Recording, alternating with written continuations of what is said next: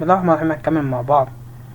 هل بعد كده بيسموها إصابة أدت إلى غياب؟ يعني ايه الكلام دوت؟ يعني الراجل ده مش مجرد ايه، مش هيجي تاني يوم الموقع.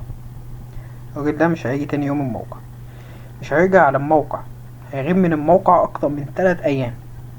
حد كان بيسألني سؤال كان بيقول لي ايه، ان الهدف من الريسك اسسمنت ان انا على قد ما اقدر تمام ما يكونش فيه اصابات.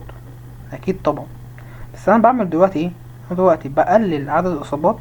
انا كمان لسه بقيم، لسه محطتش وسائل تحكم. انا بقيم مرتين، مرة قبل اجراءات التحكم، مرة بعد. 1 و2 و3. مش دي الارقام اللي هحطها في الجدول. اكيد مش هحط في الجدول اصابة واقول لك منها اختار منها واحدة. اختار بقى الاصابة اللي ايه، اللي تموت او تموتك، ولا اللي تخليك عايش حاجز. طبعا احنا كده بنهزر. بقيم مرتين، انا بقيم مرتين، مرة قبل اجراءات التحكم ومرة بعدها. رقم 4 عندي اللي هي الفيتاليتي.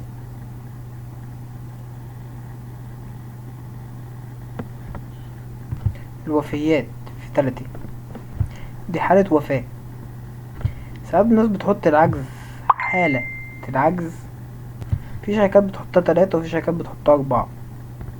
واحد يقول لي ايه 4 دي؟ ايه دي؟ وفاة. ايه رقم 5 دي؟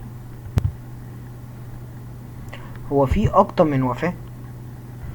قال لي في وفيات متعددة او وفيات متعددة، multiple fatality. في اكتر من حالة وفاة.